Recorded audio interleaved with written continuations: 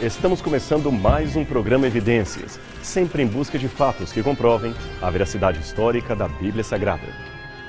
No programa de hoje, vamos conhecer um pouco sobre o Antigo Egito, uma das mais poderosas civilizações da Antiguidade, diversas vezes mencionada na Bíblia Sagrada. Vamos também saber como eram seus costumes, sua política, sua religião, o que eles comiam, como se divertiam. Há alguma evidência que mostre a sua relação com os hebreus? O historiador grego Heródoto chamava o Egito de um presente do Nilo. Certamente estava se referindo ao grande rio Nilo, às margens do qual ficavam as grandes cidades do Alto Egito. Esta foto de satélite mostra realmente como o rio constrói um verdadeiro oásis serpenteando em torno do deserto. E esta outra mostra como, ainda hoje, as cidades se aglomeram seguindo o contorno do delta do rio e deixando em trevas o deserto que o ladeia. Realmente, se não fosse o Nilo com seus mais de 6.500 quilômetros de extensão, o Egito simplesmente não existiria. O Nilo sempre atuou como um relógio da natureza para os egípcios. Ele dividia o ano em 3 grandes estações. Amret, o período da cheia, que vai de julho a setembro, Peret, o período do plantio, que vai de outubro a fevereiro, e Shamu, a época das colheitas, que vai de março a maio. No período das cheias não tinha como o povo plantar nada porque os campos estavam alagados, então a população trabalhava na construção civil. Era nesta época que se construíam as pirâmides, templos, monumentos e ainda abria-se a época para a caça. Nas épocas de plantação e de colheita, o solo estava úmido devido às cheias e, portanto, fácil de ser plantado. Apesar do deserto, o Egito tinha um solo muito fértil e bom para o plantio.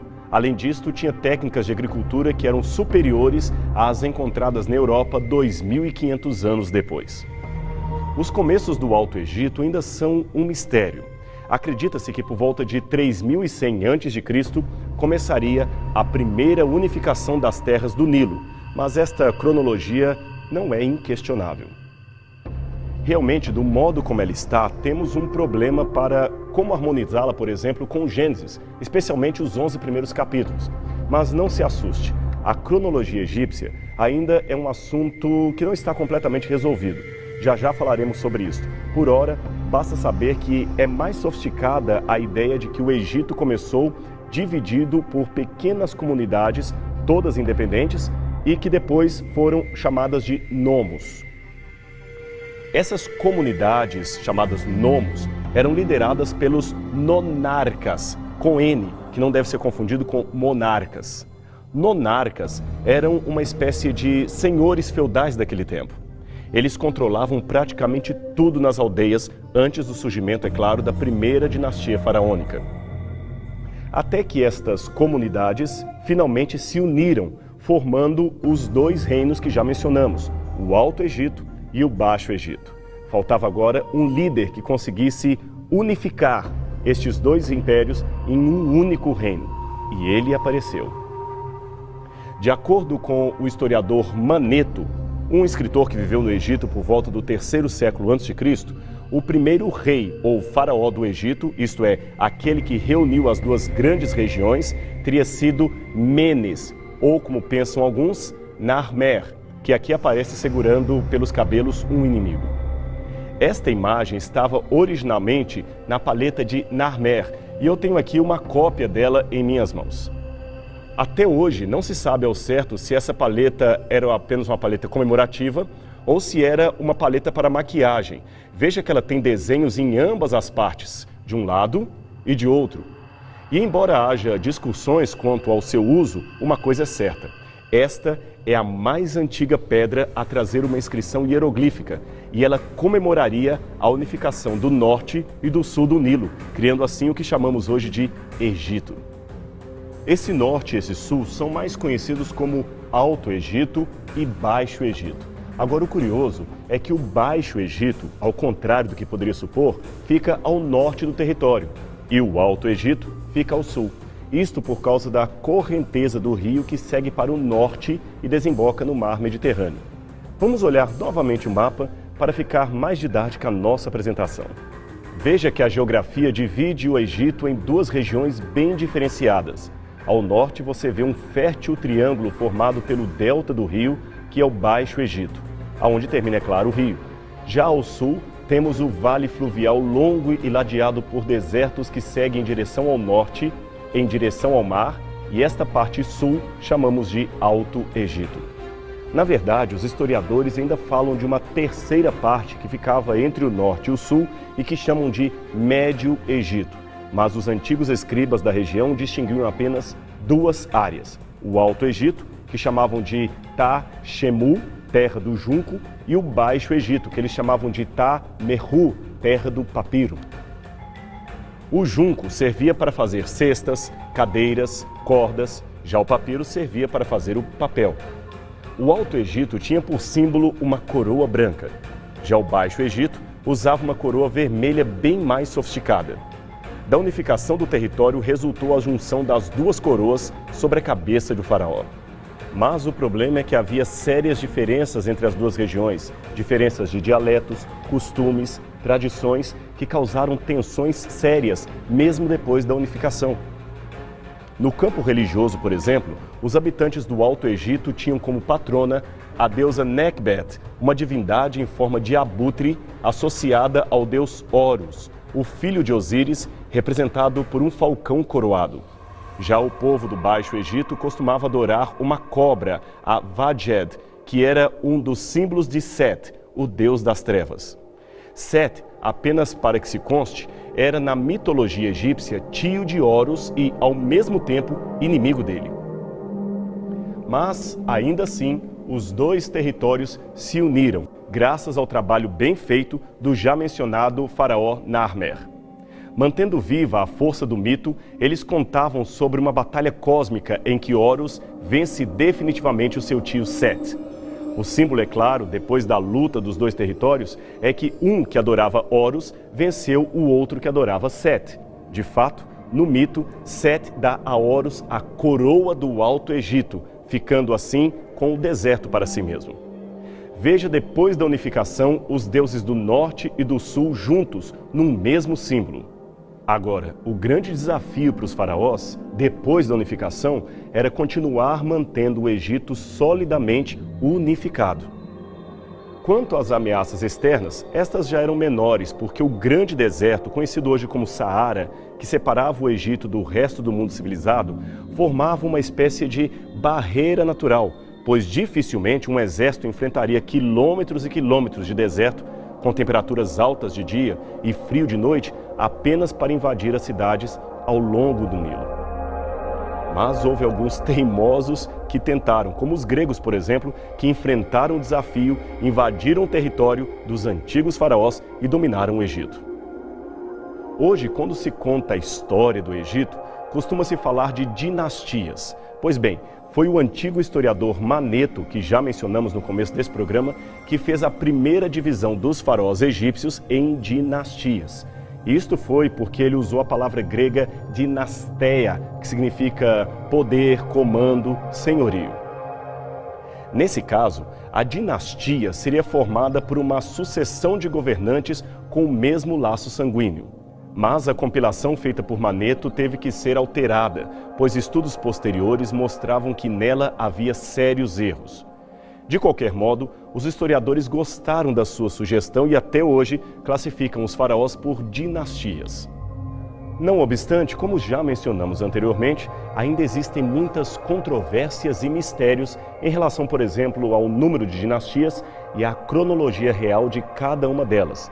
As fontes são insatisfatórias e as datas mais antigas da história egípcia, apesar de quase consensuais, nos livros de história, claro, ainda são teorias não absolutas.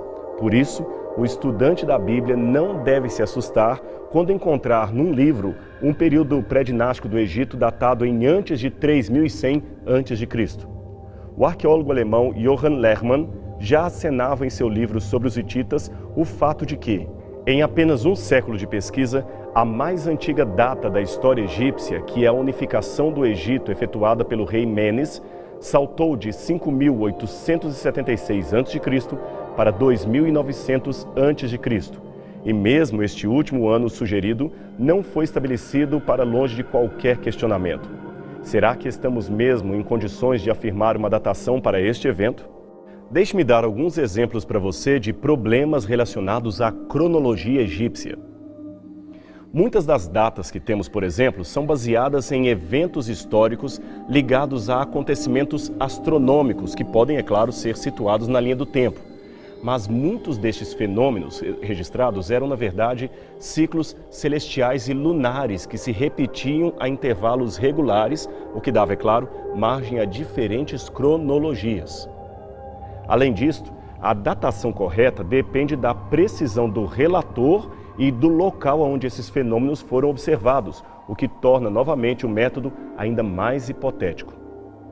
Outro problema: a primeira dinastia egípcia é datada com base na lista de Maneto, que, como dissemos, já teve de sofrer várias correções. Outros especialistas, então, apostam em datações laboratoriais envolvendo radiocarbono. É o caso do recente estudo feito em 2010 por Christopher Ramsay, da Universidade de Oxford. Usando novas técnicas de datação com carbono 14, ele concluiu com toda a sua equipe que a cronologia egípcia, e talvez até a cronologia mediterrânea, terá de ser completamente revisada. No caso do Egito, ele empurra as dinastias ainda mais para o passado, colocando-as com um período de 30 a 70 anos mais antigas que a datação convencional.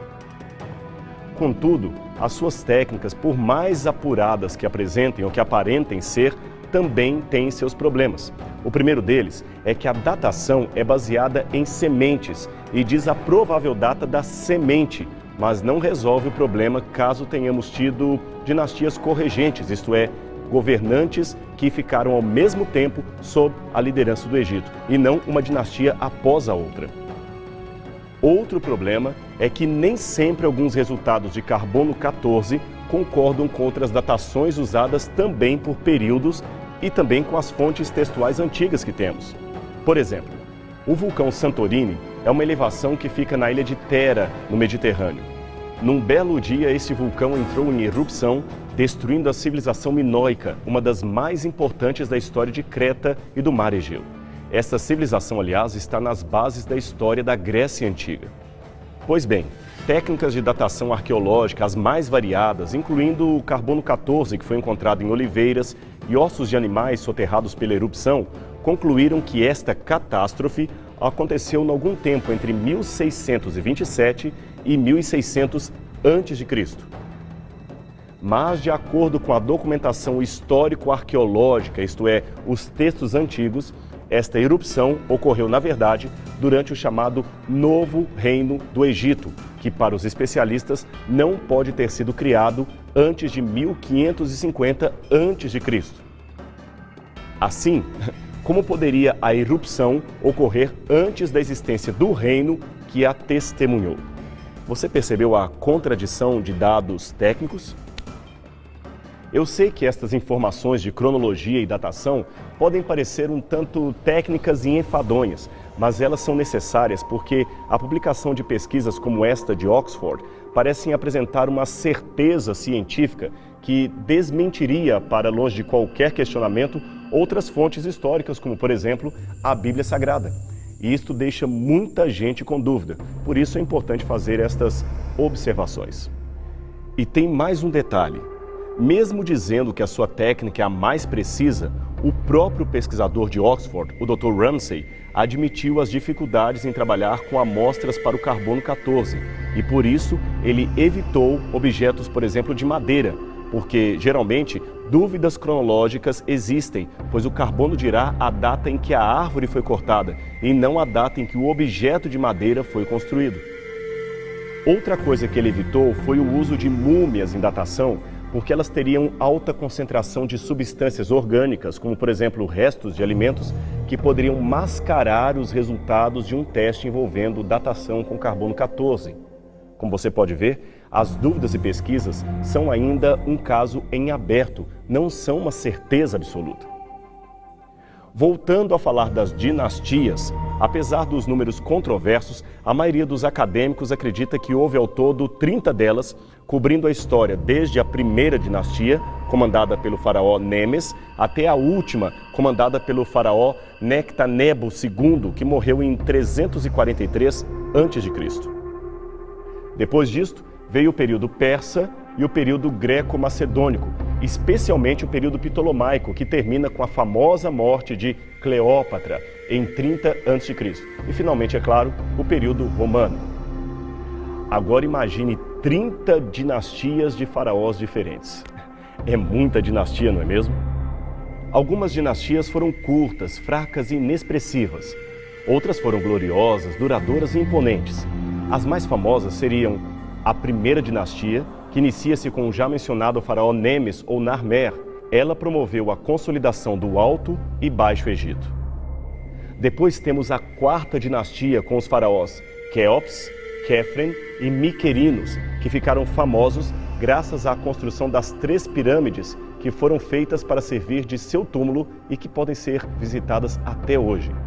Além, é claro, da bela esfinge que, segundo consta, foi a obra de Quéfren.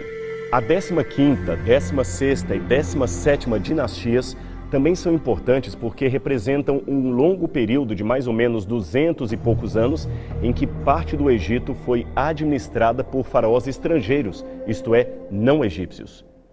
Este foi o domínio dos Hicsos, um grupo semita que assumiu o poder no Egito.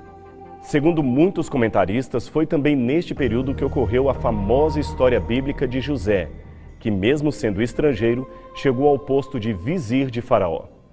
Finalmente, o domínio dos Hicsos foi terminado com um golpe de estado promovido por um general, este sim de sangue genuinamente egípcio, chamado Ahmose, que inaugurou a 18ª dinastia. Ahmose retomou o poder para os egípcios em 1567 a.C. e promoveu um grande programa de expansão do império. Para isto, ele escravizou muitos semitas, incluindo os hebreus, e os governou com pesada mão de ferro. É muito provável que Ahmose tenha sido o anônimo faraó descrito em Êxodo, capítulo 1, verso 8, como sendo um novo rei que se levantara no Egito e que não conhecera José.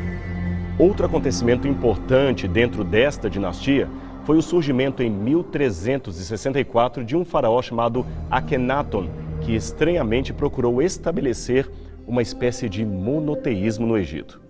Chamado inicialmente de Amenófis IV, ele depois mudou seu nome para Akhenaton, que quer dizer o espírito atuante de Aton, a única divindade que deveria ser cultuada. Sua esposa, Nefertiti, foi considerada a mulher mais bela de todo o Egito, e a tumba de seu filho Tutankhamon foi a única encontrada intacta no Vale dos Reis. Aliás, o achado dessa múmia proporcionou aos arqueólogos uma visão da glória e opulência que era o reino dos faraós. Em breve teremos um programa somente dedicado à vida e obra deste misterioso faraó monoteísta chamado Akhenaton. Uma outra dinastia muito famosa que merece ser mencionada foi a 19ª, que se tornou famosa especialmente por causa de um faraó, Ramsés II, que foi um dos mais poderosos reis de toda a história do Egito. Veja o tamanho desta estátua dele pouco tempo depois de ter sido escavada e hoje restaurada e disposta no Museu de Mênfis. Ramsés era um faraó tão grandioso que alguns chegaram a supor que ele seria o faraó do Êxodo, aquele que perseguiu o povo através do Mar Vermelho. Mas há muitos indícios que negam essa hipótese, especialmente por causa da sua contradição em relação à cronologia bíblica. Todas essas dinastias faraônicas, ainda agrupadas pelos historiadores, também podem ser vistas em períodos maiores, como o período arcaico, o período do Velho Império e também o período do Império Intermediário. Temos também ainda o Império Médio, o Novo Império, etc. Isto facilita o entendimento das diversas fases da história dos egípcios. O Egito é tão fascinante que, segundo alguns historiadores, quando Napoleão viu pela primeira vez as pirâmides, exclamou admirado: se enfileirássemos todas as pedras que temos aqui, poderíamos construir um alto muro para proteger e cercar, se não a França, pelo menos a cidade de Paris. Exageros napoleônicos à parte, o fato é que as ruínas deixadas pelos faraós no meio do deserto são realmente incríveis. Que tecnologia, que audácia há mais de 4.000 anos. E finalmente, qual a relação de tudo isto com a Bíblia Sagrada? Afinal, o Egito é um dos impérios mais mencionados na Sagrada Escritura. O que podemos aprender da história bíblica e do seu contexto através de um estudo da cultura egípcia?